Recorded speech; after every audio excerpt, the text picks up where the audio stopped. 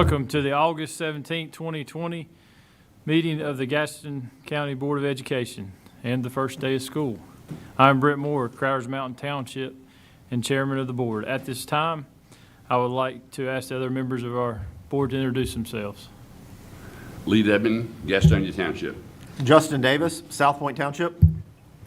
Terry Ussery, Cherryville. Jeff Ramsey, at-large member. Dot Cherry, at-large member. Dot Guthrie, Gastonia Township.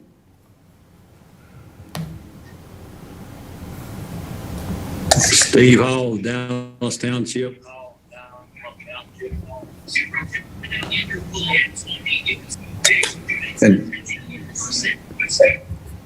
And Kevin Collier, Riverbend Township. I'm out of town, but coming in remotely. All right, thank you. On behalf of the board, we would like to welcome everyone to our meeting this afternoon. I hope that all of our students, teachers, and staff had a great first day. We are holding our meeting virtually today due to the governor's executive order and continuation of phase 2, which limits the number of attendees at indoor gatherings. We are live streaming our meeting and can be watched on Channel 21 as well. Our first order of business is to have our prayer and pledge of allegiance. And I would like to ask Dr. Booker to lead us in our prayer and pledge. Thank you. Almighty God, we reflect on your character as we seek wisdom for such a time as this. In these moments of fear, you remain perfect love. In these unsafe days, you remain all-powerful and able to protect. In these uncertain times, you remain all-knowing, leading us. In the unprecedented pandemic that we are facing, you remain absolutely sovereign. We ask that you guard and guide our leaders. We ask that you unite us as one body, committed to turning our world upside down with love. Equip us with genuine humility and heartfelt compassion. Remind us that we are not alone. We are yours, that you live in us and through us. You have made known the full expression of your love. May your love heal our land and change our world. Amen. Please stand for the Pledge of Allegiance. I pledge allegiance Of the United States of America, and to the republic for which it stands, one nation, under God, indivisible, with liberty and justice for all.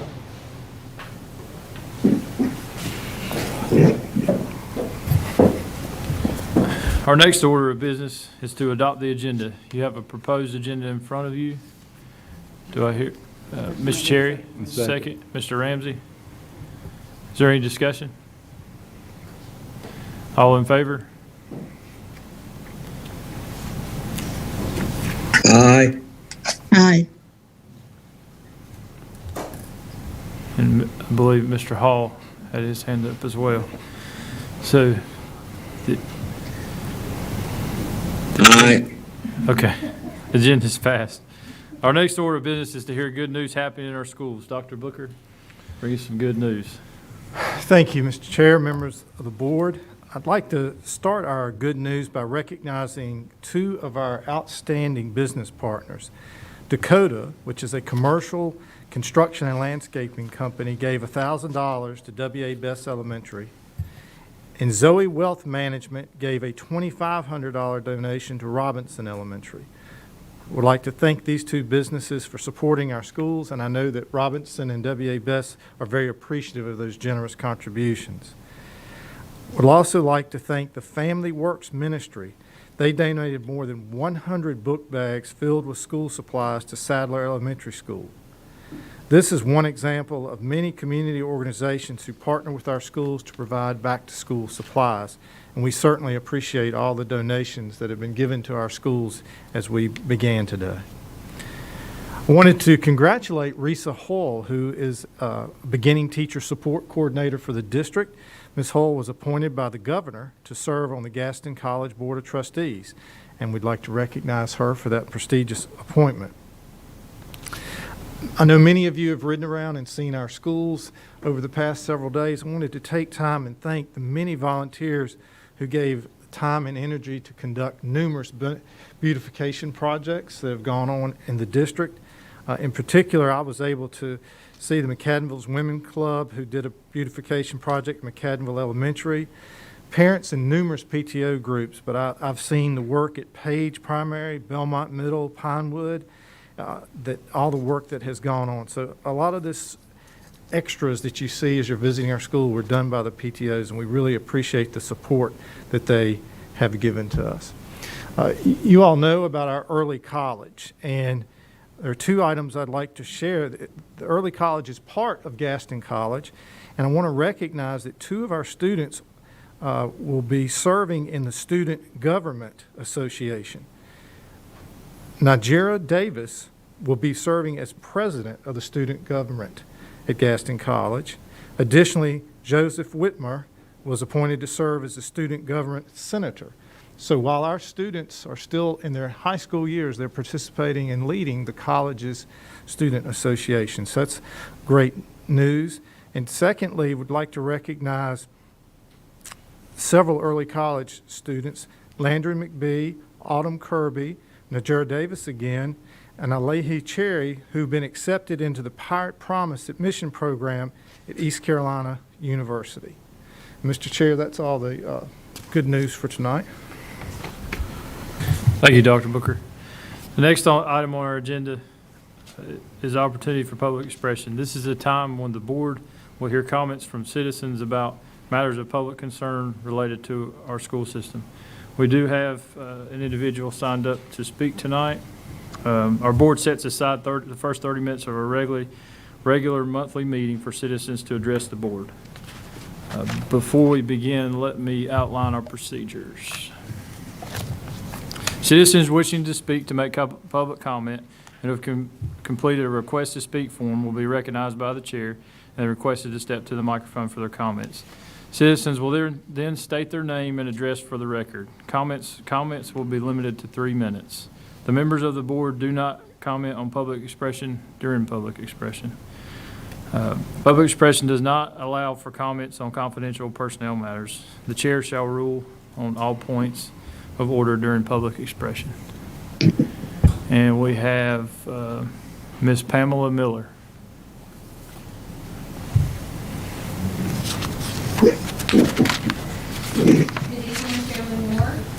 Dr. Booker, school board members, my name is Pam Miller. I live at 2001 Cramerton Village Drive in Cramerton.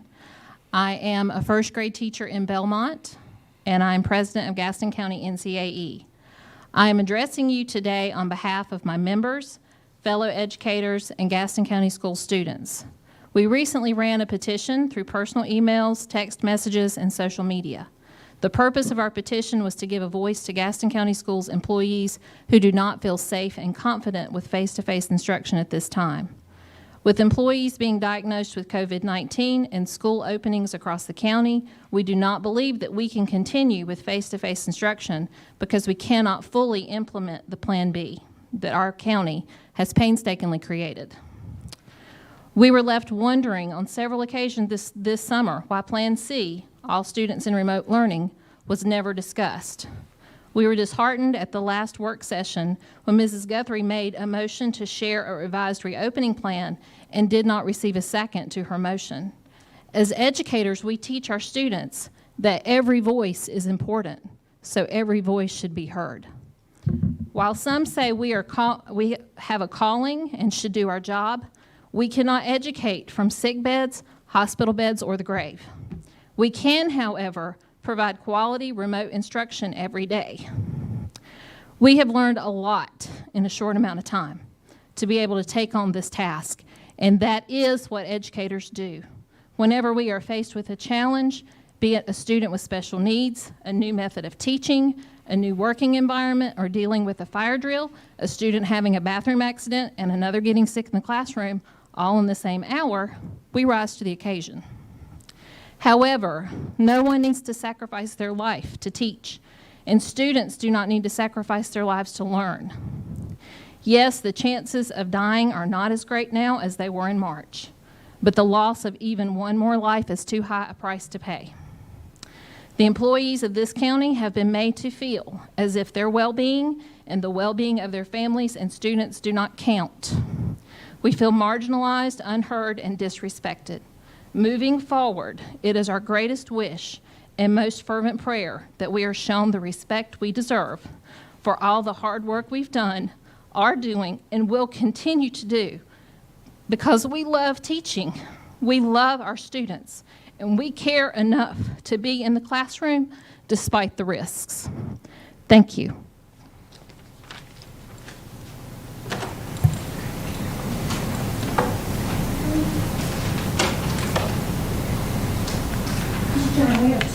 Okay.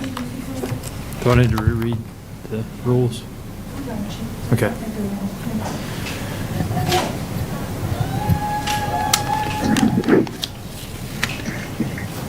I'm gonna go back over the rules of procedure before we begin. Citizens wishing to make public comment who have completed a request to speak form will be recognized by the chair and then requested to step to the microphone for their comments. Citizens will then state their name and address for the record. Comments will be limited to 3 minutes. The members of the board do not comment on public expression during public expression. Public expression does not allow for comments on confidential or personnel matters.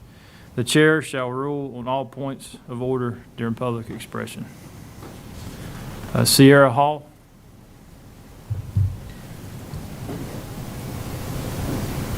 Hi, you guys. My name is Sierra Hall. I am a Gaston County resident. I do decline to give my address for security purposes. My daughter is a student here in the Gaston County school system. I feel like our children are not safe right now. I feel like you guys are putting our children's life at risk. We do not have anything explained to us as to how you guys are going about disinfecting buses, making sure that our kids are safe. We have all of these options to say that we can go virtual, but what about the children that do not have Wi-Fi in this county? A lot of kids had glitches today with Wi-Fi because it's not big enough. You guys got grants and enough money to make sure that our children should have been accommodated today, and they were not, so you guys failed horribly. I also want to say that I think that we should move forward. We need to find a plan C. Our children need to be home with their parents in the safety of their own home. We understand that you guys are getting paid, but my daughter's life is not worth whatever check that you got. It's not worth it. I am declining to send my kid to you guys. I don't feel safe. My daughter's life matters to me.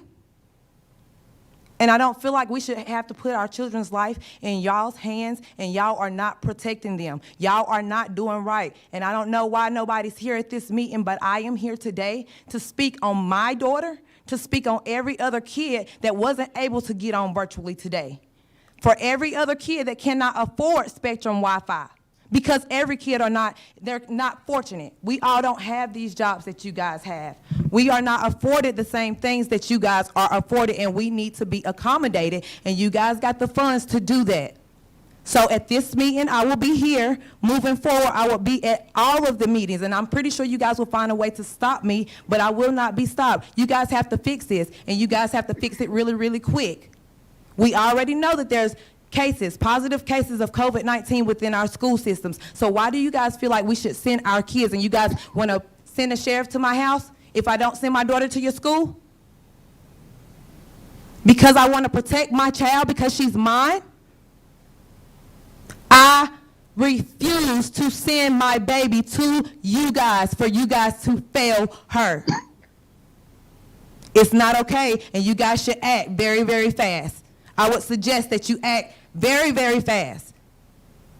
Our kids need help. If our kids' lives matter, if our teachers' lives matter, make it count. Do the right thing. Our kids are not ready to be back in school yet. I'm from healthcare.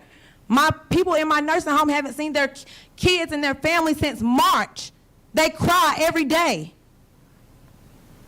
Our kids are scared. This is the first time we have ever went through a pandemic like this, ever.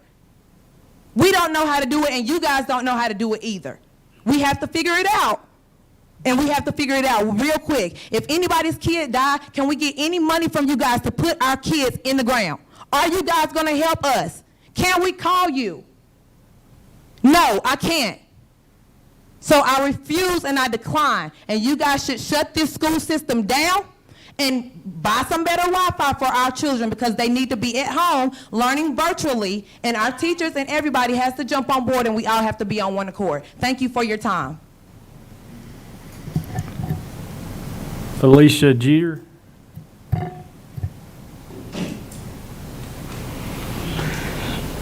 Well, I'm basically speaking for my daughter who has a compromised immune system. Ms. Jeter, please state your name. And Oh, my name address is for the record. Alicia Jeter, and I am a resident here in Gaston County.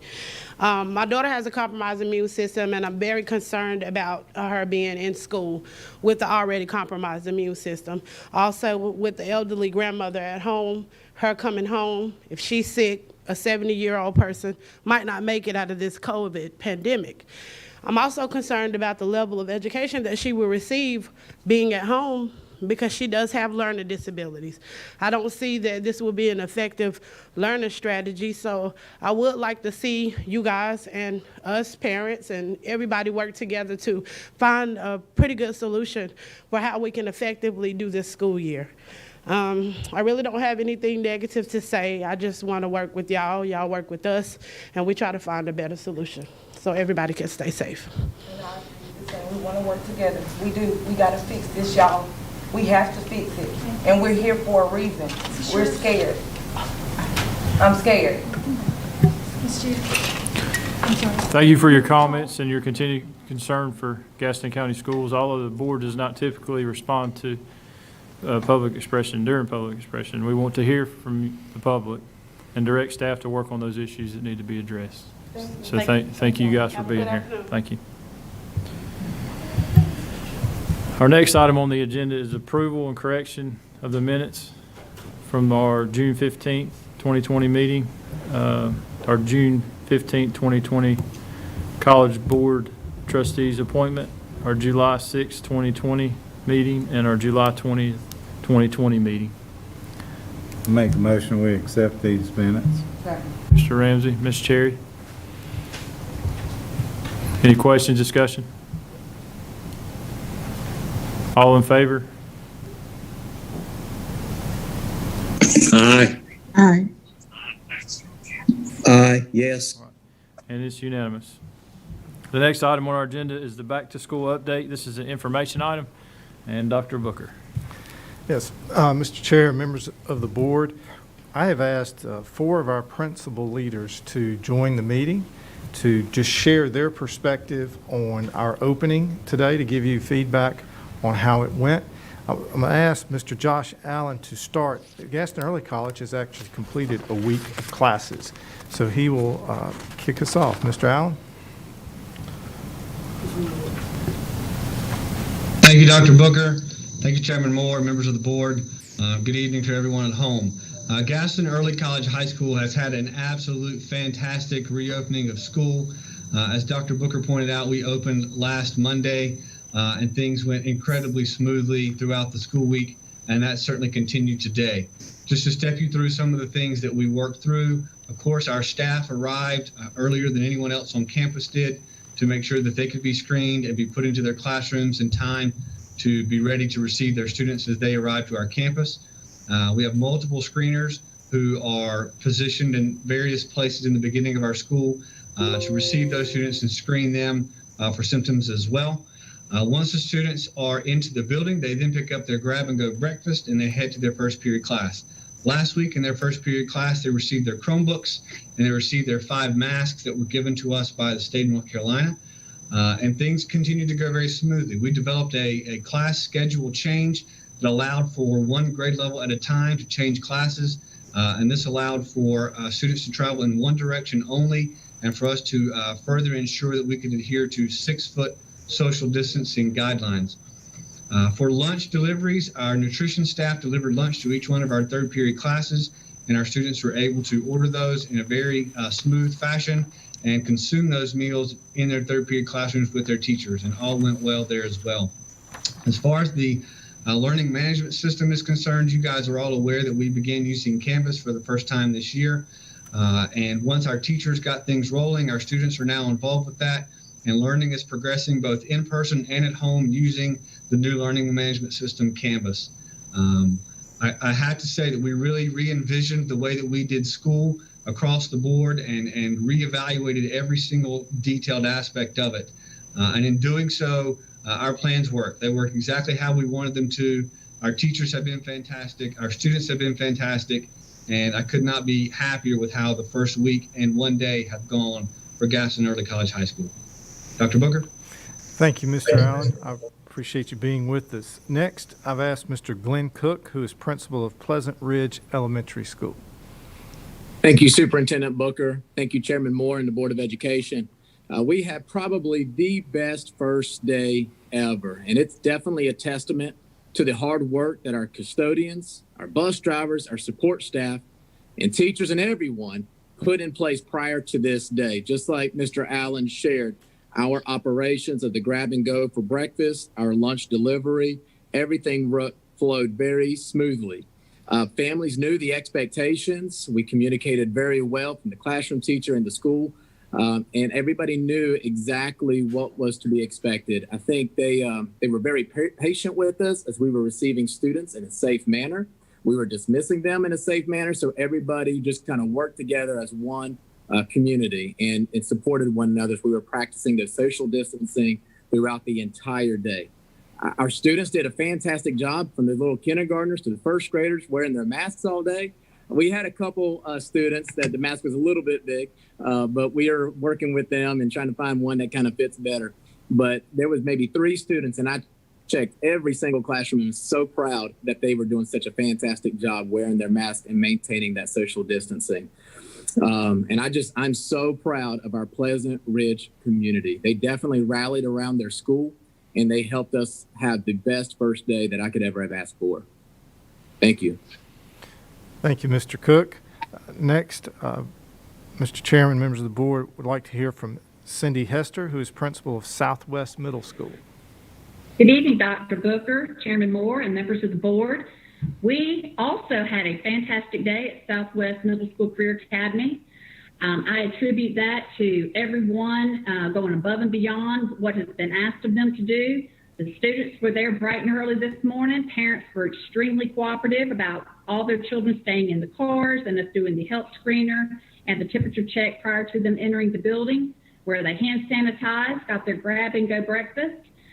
We did have some children that families that were not able to come pick up their schedule, so we did have to work through getting those students their assignments this morning, but that is a very typical first day issue. And I would say it was very minimal because we didn't have near as many children there first day, of course, with the AABB plan. Had just a few students that missed the opportunity to be able to come pick up their car rider numbers as well. So that made dismissal a little bit more fun. In middle school, we typically don't do car rider numbers, and we went to that system this year so that we can ensure the children are socially distanced. So tomorrow, I have no doubt, now that they all know their schedule, they will come in and it will be very seamless, as will car rider dismissal with all children having their car rider numbers. That too will flow very smoothly tomorrow.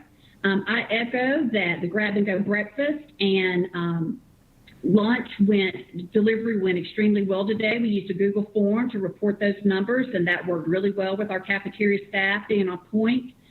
All of the great plans that we have had from all the different levels at the district, human resources, student support services, academic services, all of those plans have come to align, and I think that we were better prepared to start school this year than in the 29 years I've been in Gaston. I felt better about my preparedness today, even in these very unprecedented times. I think the small number of children that we had on the campus today with reduced capacity, I heard some great relationship building with teachers. I think teachers were able to take more time to really get to know their kids and make them feel welcomed and appreciated. So all of that, I think, was just the recipe for a great day, and I look forward to another great day tomorrow. Thank you, Ms. Hester. And finally, we have Dr. Sheila Wyatt, who is the principal of Bessemer City High School. Thank you, Dr. Booker, Chairman Moore, and members of the board. It was a great day at Bessemer City High School. Things went very well. Our students adjusted to our new hours. We open at 8:30 a.m. and school concludes at 3:30 p.m. That's a change. We had 3 points of entrance this morning, one for our car riders, our drivers, and our bus riders. And the car riders, I was taking temperatures in that line, had 2 other people helping me. It was very long, and we had less bus riders than expected, but we think many parents brought their students to school on the first day and may ride buses tomorrow. But it went very quickly. We had new schedules for them printed in the lobby. We had that divided up. We had anticipated about 231 students today because this was half of our student body. We only had 181 come, 50 did not. We hope they'll show up tomorrow so they can get their schedule and get started. Our students picked up their bag lunch and went straight to first period, and all teachers were in their rooms ready to go at 8 o'clock, monitoring students and supervising them, which was a change for high school students. They're accustomed to hanging out in the lobby, and they couldn't do that this year. I was also not able to do my welcome back speech that I did give every grade level. I did a video, which I didn't feel good about that. So I walked personally to every classroom this morning to introduce myself and reassure them and to welcome them back and tell them I'd missed them very much and to tell them how excited we were to have them in the building. You could tell our students were excited, but some of them were a little nervous. They were quiet. Change classes went very smooth. They did social distance and try to separate from each other. You could tell they didn't hang out together. They didn't gather like they normally do. They went from one class to the other as we asked them to. So they took it very seriously. They did wear their mask, which I was a little nervous that high school kids might rebel against that, but they wore their mask. We had to remind a few to pull it up over their nose. They wanted to wear it below their nose. But other than that, I think we had a great day. Afternoon dismissal. We dismissed the hallways. We have 3 different wings that shoot out from our office, and we were able to dismiss each one individually, and we cleared the entire building in about 10 minutes. So it went very well today, and I'm excited for day 2 tomorrow. Thank you, Dr. Wyatt. I just wanted them to share for you their perspective so you could get it firsthand from the folks who were leading our schools. I was able to visit 6 schools today, and I applaud our teachers. This is a different environment totally for them. But at 9:30, when I visited an elementary school, walked in, teacher was engaged reading Rainbow Fish and interacting. The next classroom, teacher was reading and said, now what word would this be? And interacting with the students, smaller classes. But we got out in the hall and I said to the principal, so we started. She said, it's school, what would we be doing? And so I really applaud our teachers for getting right on task and the administrators for supporting them. As Dr. Wyatt shared, I was able to be in a high school during one of the class changes, and what was really impressive was watching the faculty out in the halls helping students, reminding them about social distancing and spacing, and students keeping their mask on while they were walking in that hallway. There were administrators in the corners directing students. They had one-way hallways to facilitate movement.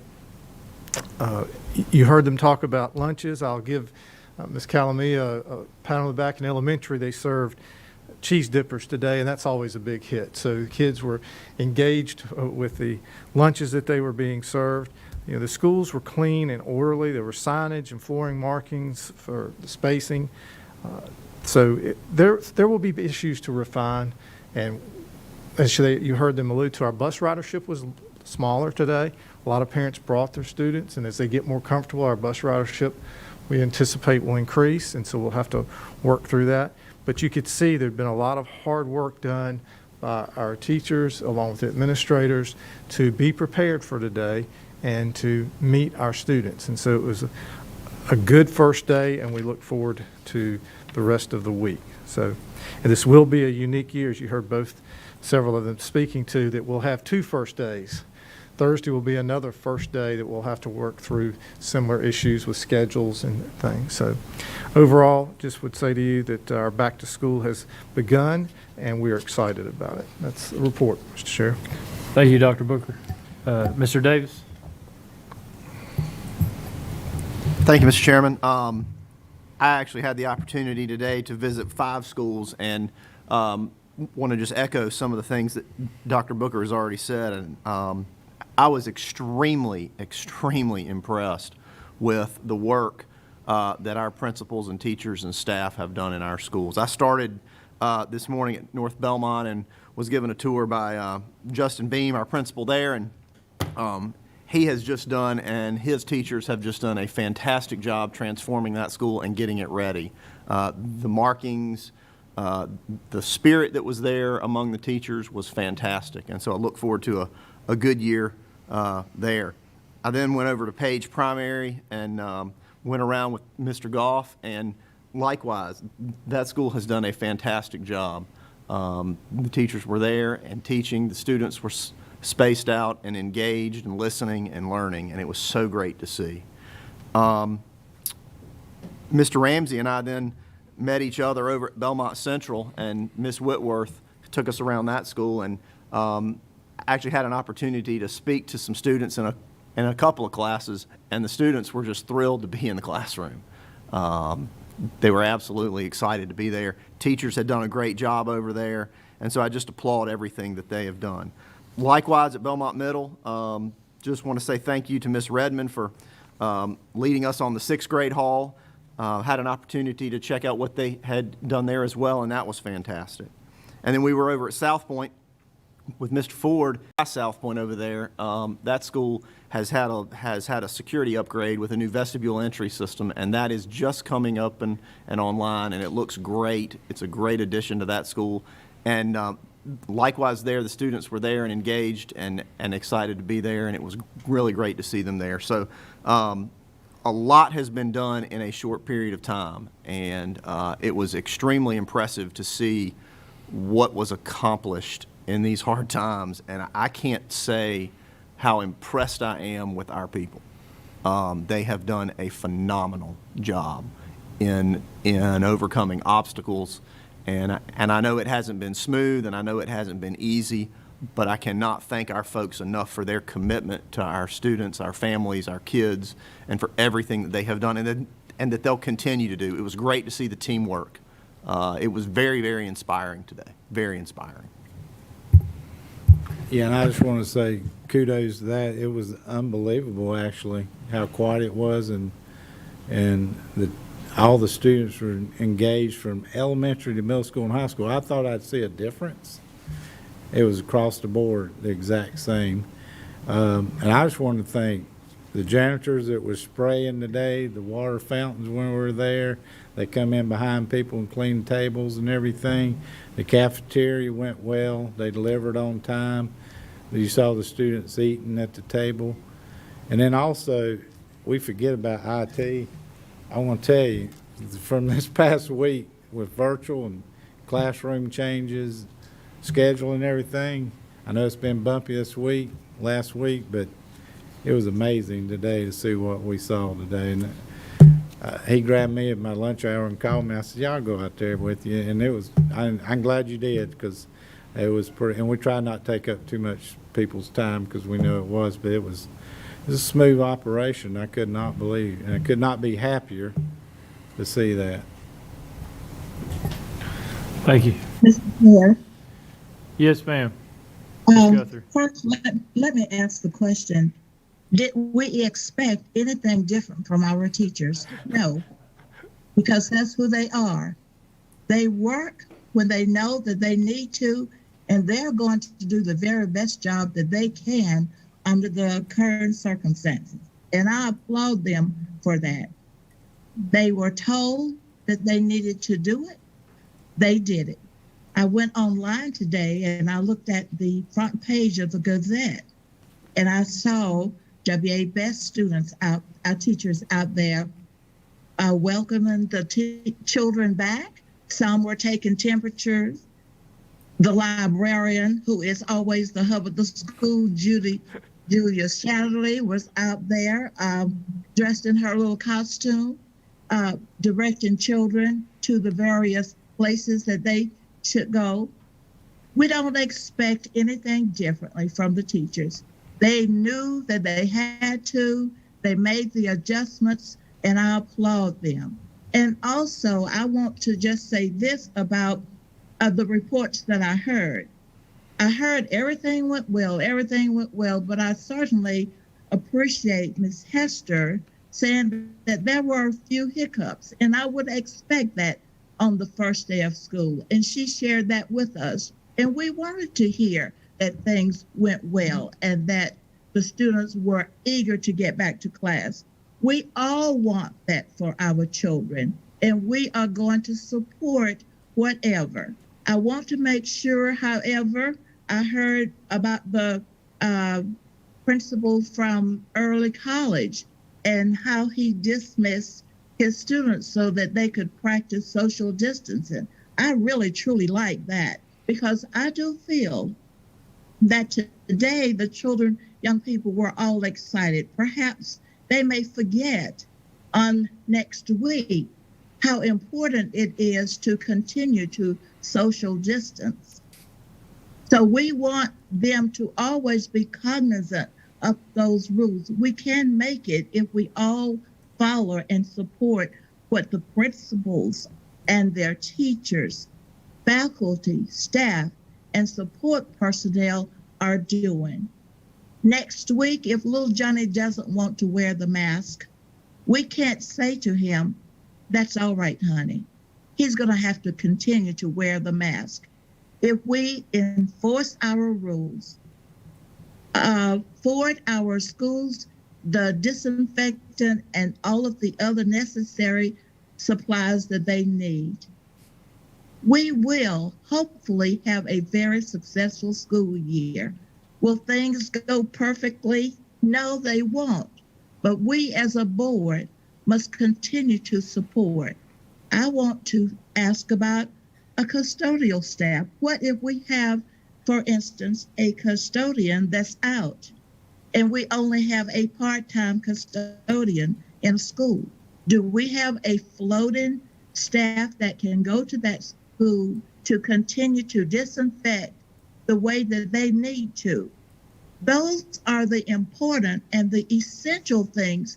Not every school will have all of the resources that are necessary to maintain a safe and healthy school. So I want to know, what are the alternatives when we do have or experience issues such as a lack of custodial staff? And I'm saying that because I am aware that there is a school that needs a custodian, or some support from a janitorial services. So we've got to help that school, or we've got to help those schools when we know we need to go.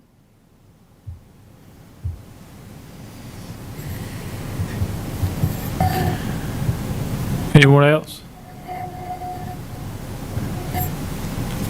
Thank you, Ms. Guthrie. Next item on the agenda is Gaston Virtual Academy update. This is an information item, and we have Ms. Denise McLean with us.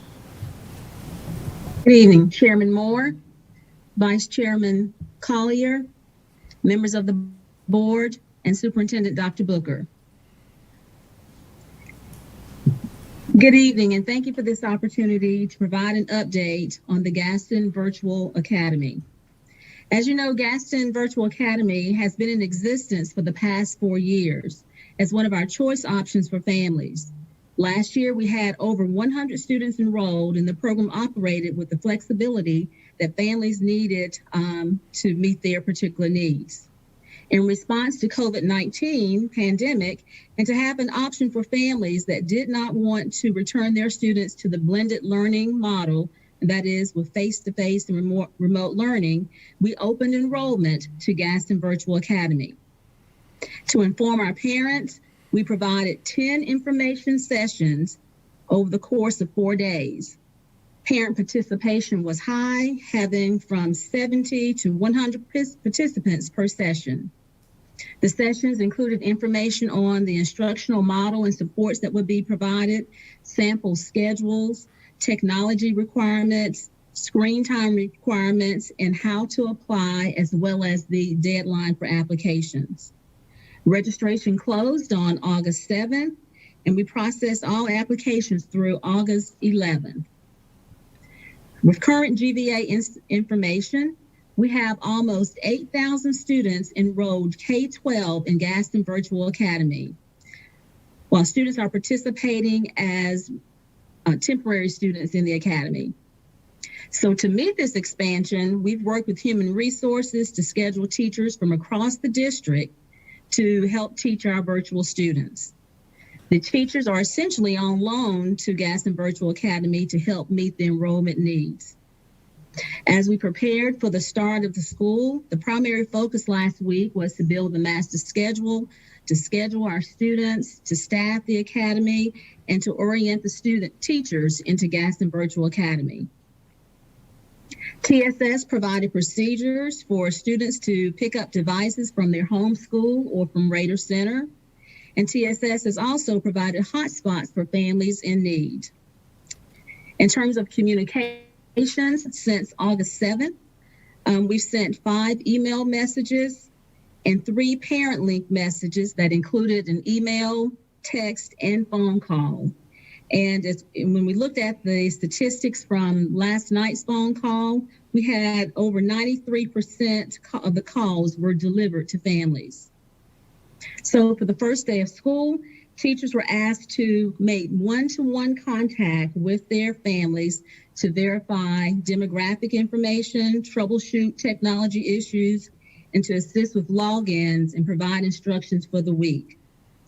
The Unit 0 lesson was introduced, a plan for the rest of the week where students will receive non-content instruction related to them being successful in the classroom this year. Unit 0 included a collection of choice of activities for students to complete to familiarize themselves with the learning management systems. And finally, I would like to thank all the staff members that worked diligently to help us prepare to build out this program. Human Resources, of course, accountability, TSS, the Gaston Virtual Academy staff, members of the Raider Center, and academic services. And we are very pleased with the work that has occurred in really less than a week from the time that enrollment closed with Gaston Virtual Academy. This concludes my presentation, Chairman Moore. Thank you, Ms. McLean. Do we have any questions? I do have one, sir. Okay, Ms. Guthrie. I want to ask, will the teachers that are on loan to the virtual academy be allowed to return to their home schools once the pandemic is over and we return to a normal school day? Yes, ma'am. That is the plan.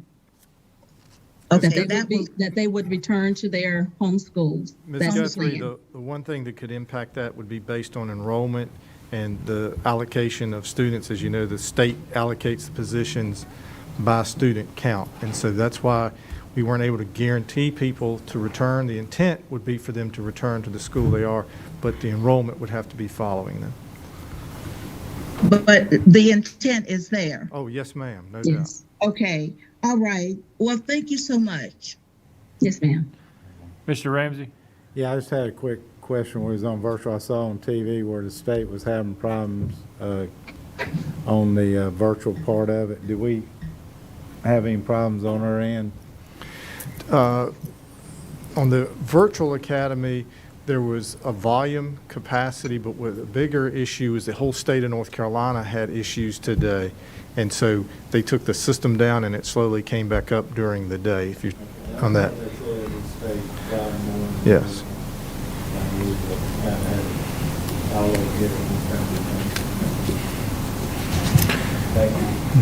Anyone else? All right. Our next item on the agenda is Teaching and Learning Virtual Conference Update. This is an information item. It's also Ms. McLean. Thank you, Chairman Moore, and I will just continue with my updates. So for the Teaching and Learning Conference, this is a huge tradition with our back-to-school activities.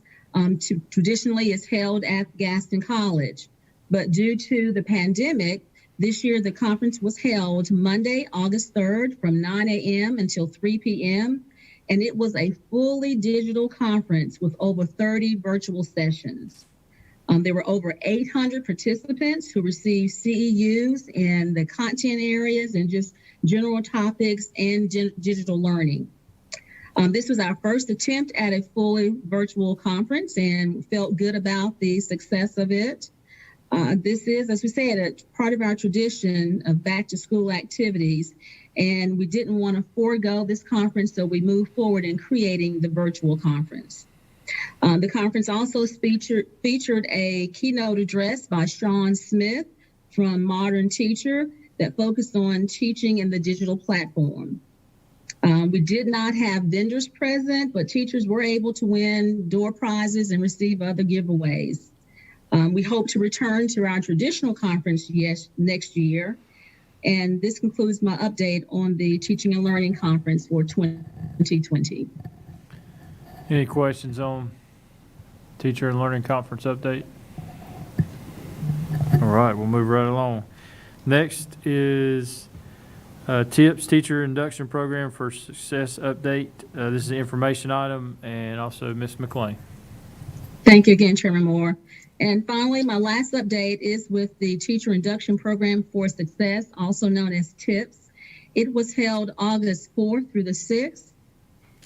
This was a combination of live Zoom sessions and pre-recorded videos that introduced our new teachers to Gaston County Schools.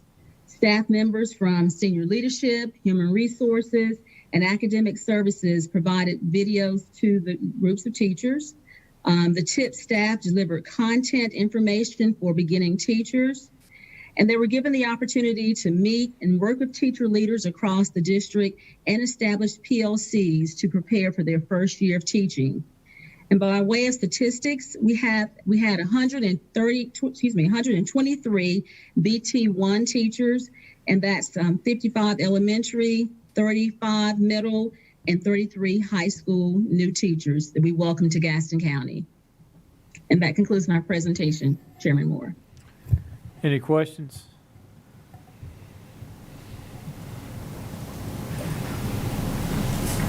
All right, thank you, Ms. McLean. Thank you. Our next item on the agenda is a summer projects update.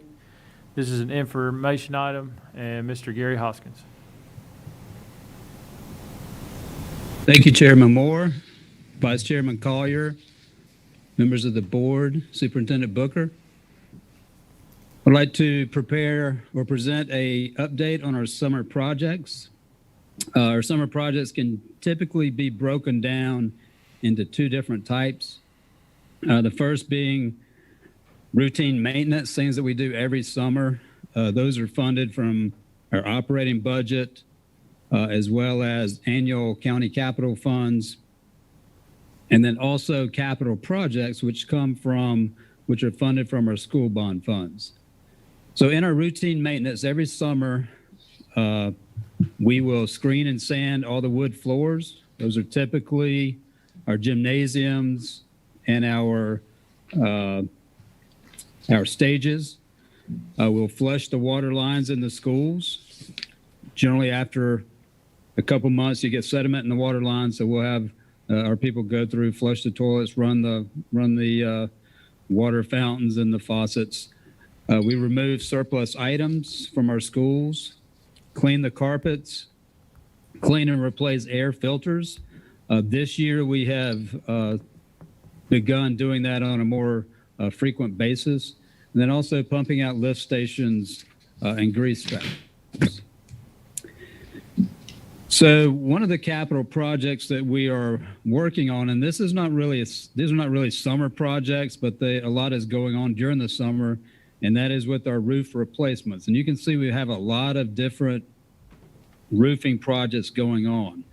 The Highland, East Gaston, and North Gaston, as well as Page roofing projects, are about 95% complete.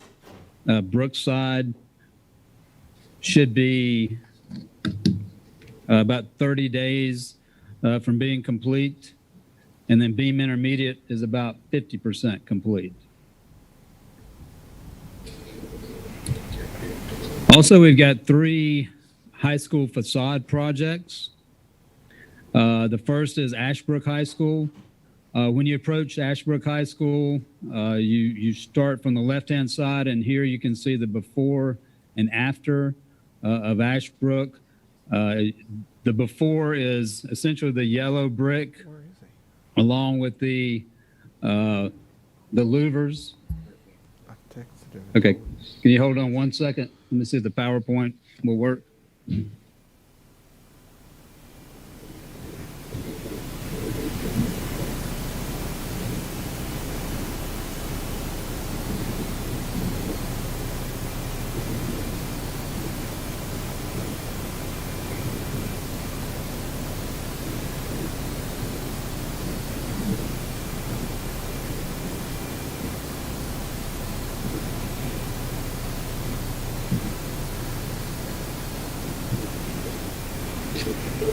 Is that it? Could you back All right. up a few Sorry seconds? about that. So you can see Ashbrook High School, the before on the left, when you're approaching the front of the building, just flat, yellow brick, brown louvers over the windows.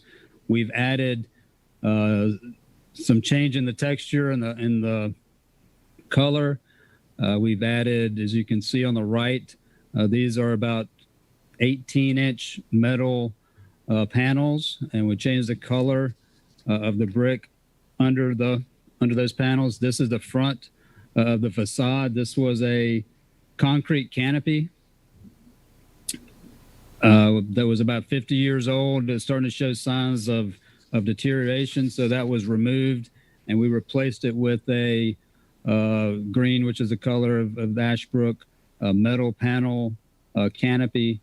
Also, with the old facade, the posts or the supports were sort of in the middle of the sidewalk, and now we've moved those back so you get more room to be able to move around. Next slide here, this shows the front right of Ashbrook. You can see where we've done the same with the windows. We've removed the louvers, added brand new windows, added the metal panels to the first floor, painted around the windows on the second floor. And this next slide will give you a really good picture of a before and after. Again, with removing those louvers that have been there probably about 50 years. And you can see how much better it looks now. And this is actually a picture taken the other day at night in Ashbrook, and it looks really good.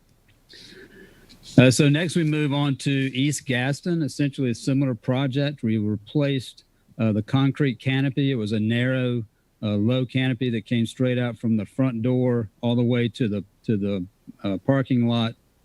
You can see we've replaced that with a higher, wider metal panel canopy. We extended the walkway so that it feels more open and inviting. East Gaston is not quite as far along as Ashbrook. Ashbrook is essentially complete. We did the final walkthrough today. With East Gaston, this is on the right side. This is the band room. This was the maroon colored band room that was metal panels. We're adding new metal panels, and you can see the navy blue, which will tie in with the school colors, as well as the structure, the new canopy structure. Those panels came in last week, but we're still waiting on some corner panels that were supposed to be here. This will take about a week to get this installed when we get the corner edge panels. And after that, this is really what it will look like. The panels that are shown in this completed rendering are a little grayer than what we're going to have, but we'll have the East Gaston High School sign above that, and that will be lit at night as well. So the final high school facade project is South Point. We're doing the final walkthrough on South Point on Wednesday. On the left side, you can see the before picture, cracked concrete, no obvious front entrance, no security vestibule. And on the right side, we have fixed those things. And to Mr. Davis's point, it looks much, much better. This is also a before and after. This is the left side of the front of South Point High School. We power washed the brick. and replaced the concrete walkway here, and you can see how much of a difference that makes. We also took down, I think, 4 trees that were in the front of that school as well. So here you can see the security vestibule on the right. That is a pass-through window, which will be a glass sliding window into the receptionist area. So somebody will come to the front door. They'll be buzzed into this secure vestibule, which will have an additional set of doors before you get to the school. And then that person can talk to the receptionist. If they're bringing their students lunch, they can hand it to that receptionist through the window, and they won't be able to come through the school. So a couple of things we're waiting on here. We're still going to be painting the window panels are red and gray. And then a separate project, we will be doing the parking lot in front of South Point High School. The next project here is the Holbrook Middle School gym upgrade. We did something very similar to this at Chavis. Holbrook is a former high school and has one of our oldest gymnasiums and gym floors. You can see we've replaced the windows. The old windows would leak if we had a bad storm. The water would get on the floor and cause the floor to buckle. So we've replaced the windows. We painted the gym, replaced the floors, and we have new lockers and bleachers that we'll be installing the bleachers once we sand the floors and paint and varnish the floors, probably in a 3 weeks or so. Also, we've got some paving projects going on. Most of those are complete. Mount Holly Middle School, I believe, just completed Friday or this weekend. This is a picture of Carr Elementary School. It's pretty much complete. Bessemer City, we redid the central bus area. And then Cherville High School will be starting next month. Also, some other summer projects, the gym lockers at Hunter Huss. We added some LED lights and paint and refurbished the lockers, similar to how we refurbished the lockers at Chavis Middle School last year. North Gaston has had some issues with drainage for some time, so that's project's currently going on, and it's probably 95% complete. The picture here is of the Highland fencing or railing. This is a little outdoor eating area, and we added some security fencing just so nobody will step off that. It's about a 4-foot drop right there that we've secured. And then some fencing at Chapel Grove, and then tennis courts at North Gaston. A couple other projects we have going on. School nutrition has a freezer and dry storage. That project's currently, we're working the punch list on that. East Gaston elevator is about 25%. North Gaston elevators almost done. And the South Point High School office renovation completed late last week. And Gary Ford and his team did a great job of getting moved in and ready for school today in a few days' notice. So we really cut it close there, but they were great to work with, as was all the principals. So some of the future projects that are coming, we've either bid some of these or we're asking for approval on some of these. The Hunter Huss parking lot, that's a large parking lot. We'll probably do that in a phased manner. Ashbrook and East Gaston lighting is on your consent agenda for this meeting. This will be similar to what we did at Bessemer City High School. If you recall, when we had the board meeting there, the LED lighting throughout the building. Life safety projects at Carr and New Hope. Forest View High School is a drainage issue. This is a staged project. We completed the first phase of that project over this summer, and there's 2 other phases that we need to complete. South Point paving, as I mentioned earlier, this is going to start August 26th and be completed right after Labor Day. That's our schedule. And at that point, the whole front of that building will be open. And then finally, Southwest middle school HVAC system. We have ordered that, and it will be here soon. A couple other projects that are currently going on. South Point High School, we're painting, again, similar to Bessemer City. Ashbrook will start later. The cafeteria at East Gaston and Hunter Huss. Media centers of South Point, Mount Holly, and then a food lab renovation at Bessemer City. So I would like to thank Chip Irby and the facilities management team for all that they have done to get all these projects done. Also like to thank Chris Hall. He was a project manager for the 3 high school facade projects, and all the principals of the schools that had these projects going on during the summer and had to work their schedule around that. So I would like to make sure I thank them. Also, I would like to address the custodian question. We do have some vacancies in custodians that we're working to try to fill. We do have 3 floating custodians that we're able to use in the schools that need it the most. We also have 4 custodial leads. We can also use those people as well. However, last week those leads were working on delivering PPE and other supplies to our schools, so they weren't really available to be helping out in the schools. But now we've gotten everything delivered to those schools. We can start using our normal courier delivery method going forward. And finally, we have contracted with a professional cleaning firm to be able to come in when we need some assistance. So with that, Mr. Chairman, I will turn it back over to you. Do we have any questions? I have a comment. Okay, Ms. Guthrie. Mr. Hoskin, I want to commend you on your wonderful report. Thank you so much. You answered all of my questions. I want to tell you that when I pass by Ashbrook now, it's such a wonderful, warm, inviting institution for our young people to want to attend school and want to learn. The job that you did there was just awesome.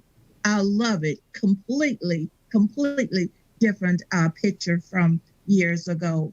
And you did answer the question that I was going to ask in regards to the cleaning and the floating custodian. So thank you very much for that detailed report. Now, did you add a digital signage at Greer? Because that's nice too.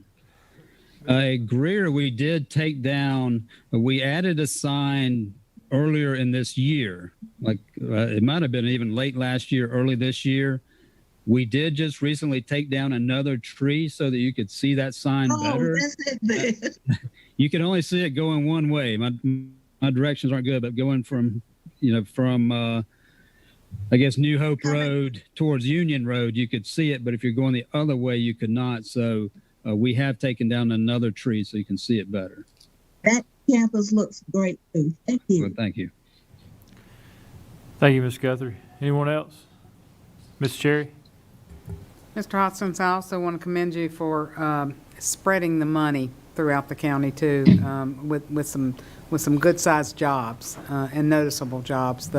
I mentioned this last time. The parking at Carr is really very nice and is already being utilized. But and I was up in Cherryville the other week, and the work that's being done at Chavis and at Cherryville High School. So we're seeing projects all over the county, not just in one specific area, and that's what the bond was for.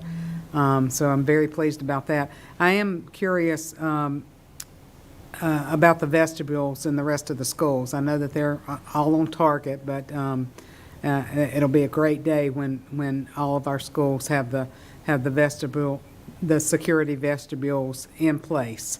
So I don't know if you have a planned target date of when those projects will be finished.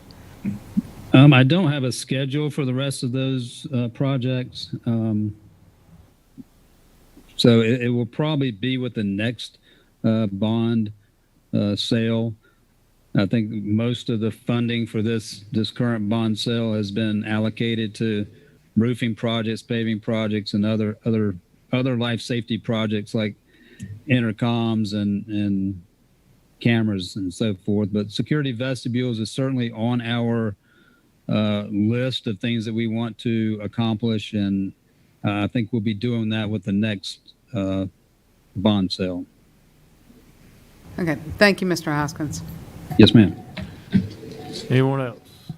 Mr. Davis?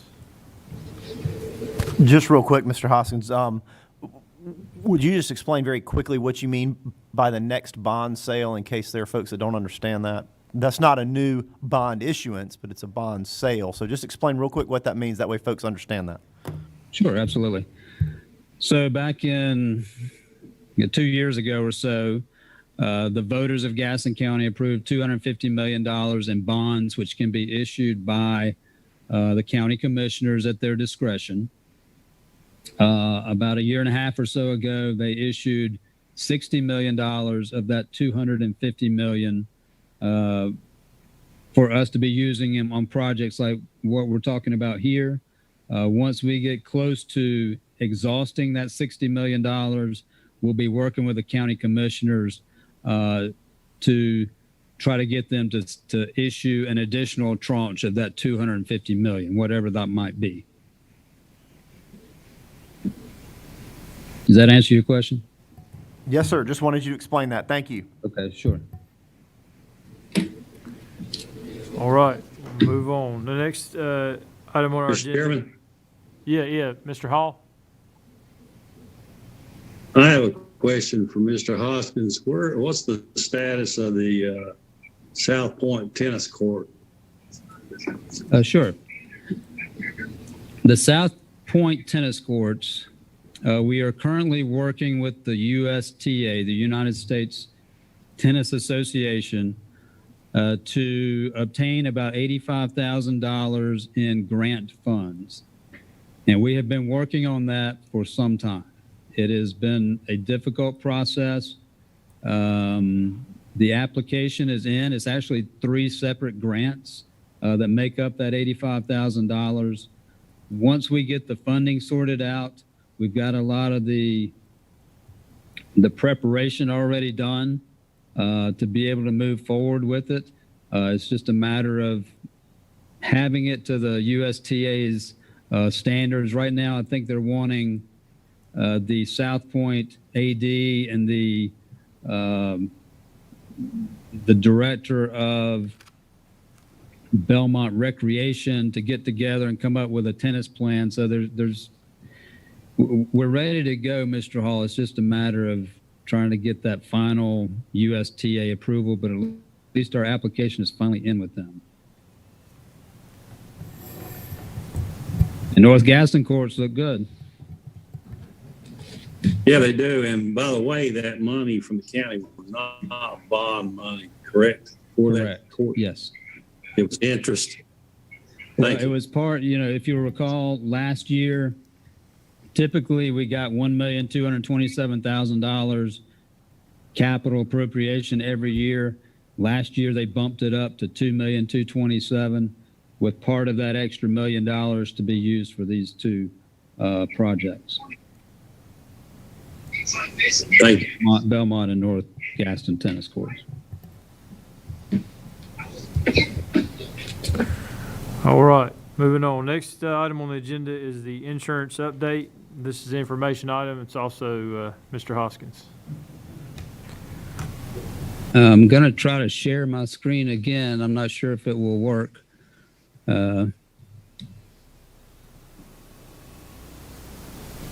I don't think it will, so I will just talk through this. So we have several different major types of insurance that we purchase every year. Our liability insurance, 3 types of liability insurance. That's our general liability, which we have $1 million of coverage there. Our umbrella, which is $5 million. And cyber, which is $1 million. Yeah, I'm not sure. Yeah, excuse me, just 1 minute.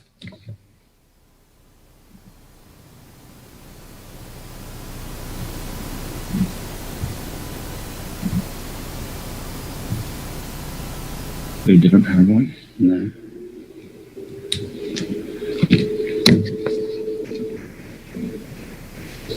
Let's go with that then.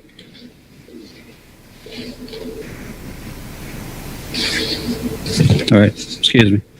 The other major type of insurance that we have is property insurance. We currently insure $844 million worth of property. We've got 5.2 million square feet. Automobile insurance, crime insurance, and workers' comp.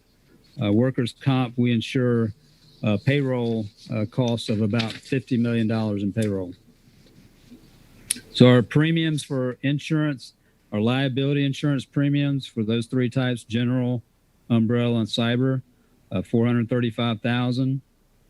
Property insurance, again, on almost $850 million of property, $385,000. Automobile, $111,000. Crime is just under $6,000. Workers' comp, $618,000, and other about $4,000. So our total premium is $1,560,000 for 2020, 2021. That's up from just over about 1.35 million last year. Part of that increase is due to increase in values, and part of it's due to the fact that the market is getting more difficult. We went out to bid. It's difficult to find many people to bid on liability and property insurance for school systems. So this is really for information. I'll be happy to answer any questions you may have, Mr. Chairman. Any questions, Ms. Cherry? Mr. Hoskins, did you say you shop this every year? No, ma'am. Every 3 to 4 years. This was really the worst interest that we've had since we've been shopping it under when I've been here. Okay, thank you. Yes, ma'am. Anyone else?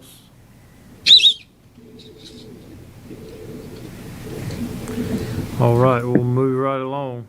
Our next item on the agenda is official depository designation. This is an action item. This is also Mr. Hoskins. All right. Thank you, Mr. Chairman.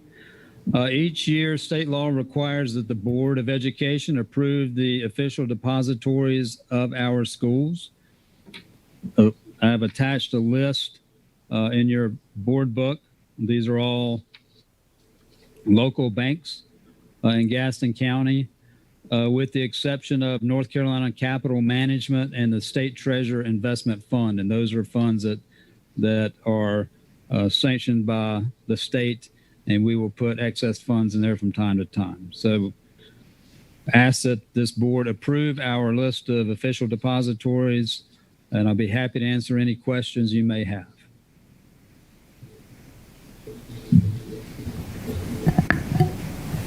Ms. Cherry?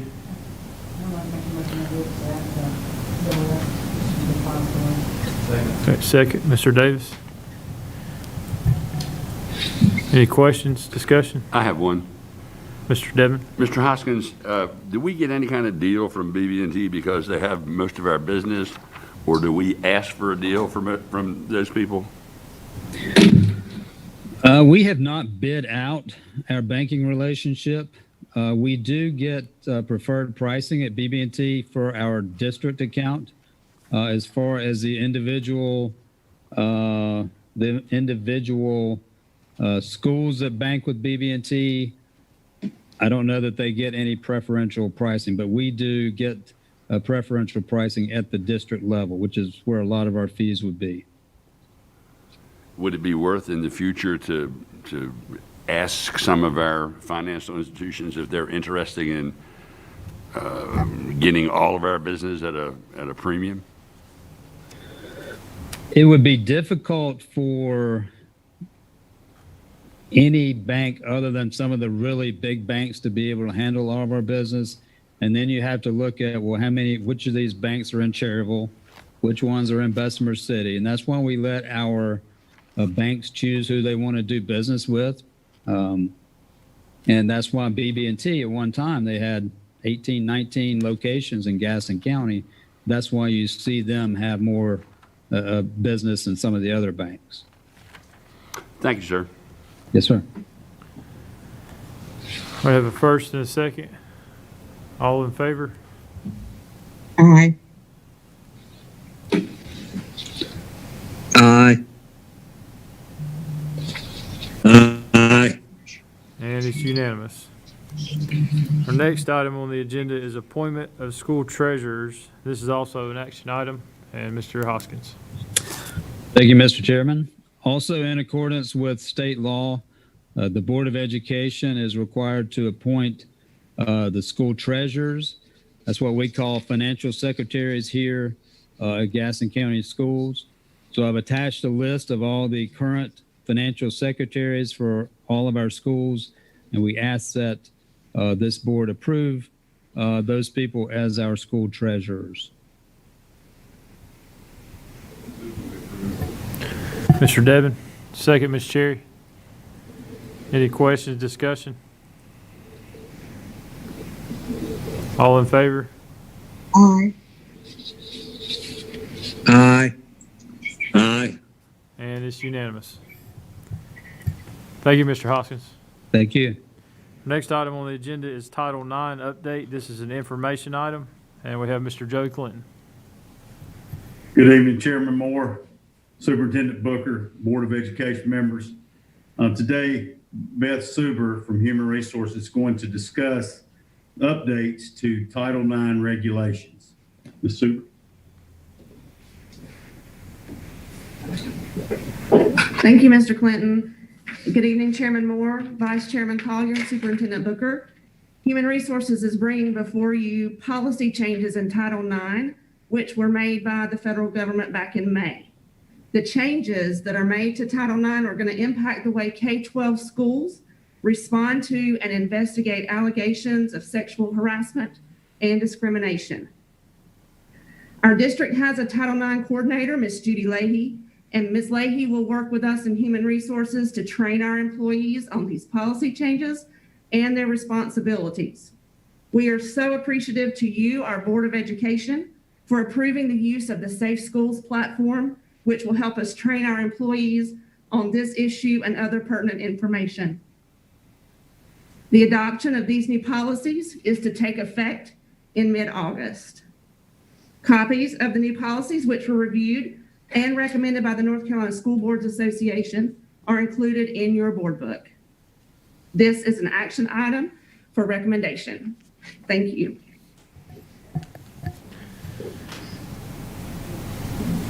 Mr. Chairman, it's actually an information item at this point. The policies are on the consent agenda for approval. Okay, okay. All right. Do we have any questions? Do we have any questions?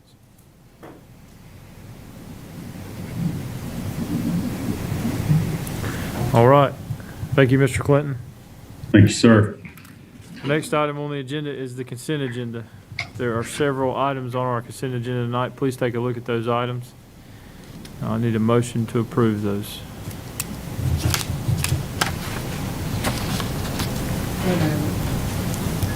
Ms. Cherry? Second, Mr. Devon.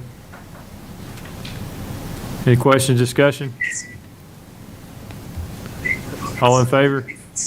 Aye. Aye. And it's unanimous. Thank you.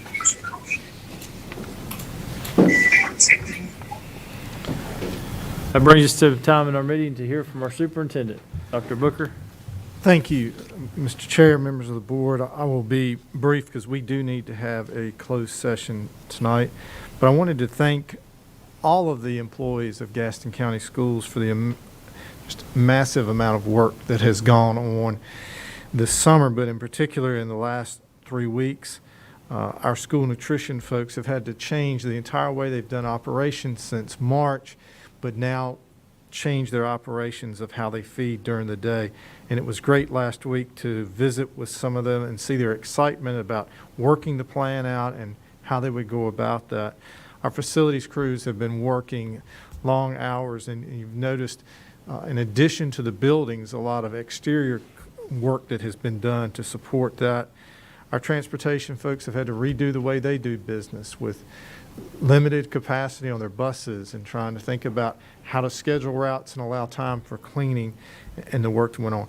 In student assignment, if you can just think about the work that they have had to do in trying to work with families about their options with the virtual academy and what to do. And it was touched on earlier, a lot of this relies on systems that are outside of our control, from PowerSchool to Canvas to Schoology, and when they have issues, it bleeds back through. Some unsung heroes that you don't see a lot when you visit our schools. Financial secretaries that you all just approved in this, but also our data managers. Over the last 2 weeks, our data managers have had to do just unbelievable amounts of work. They worked all weekend.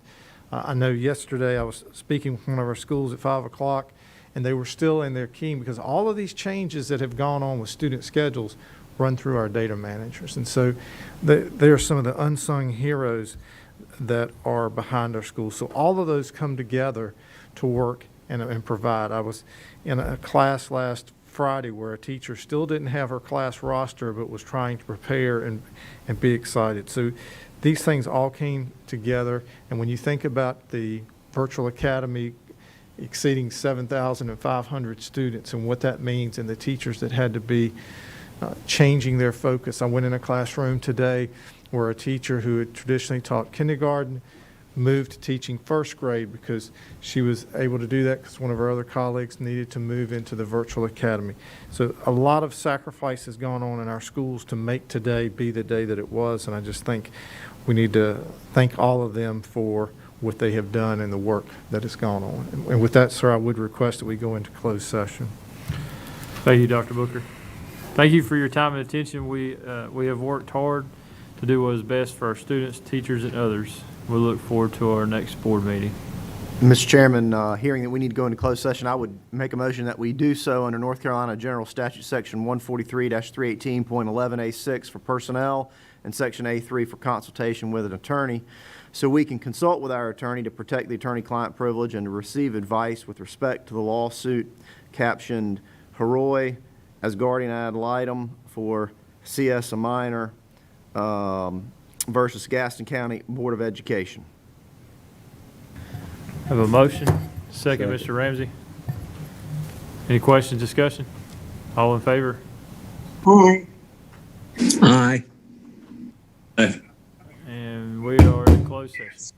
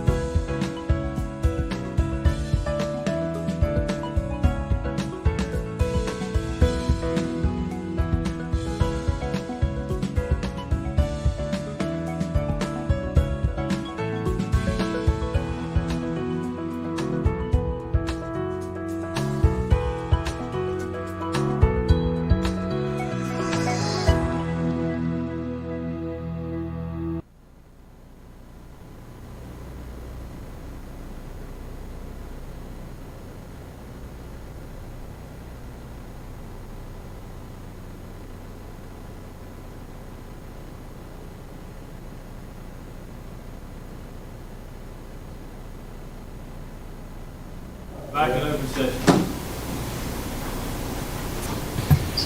Thank you for your time and attention tonight. We look forward to our next board meeting. And Mr. Dedman?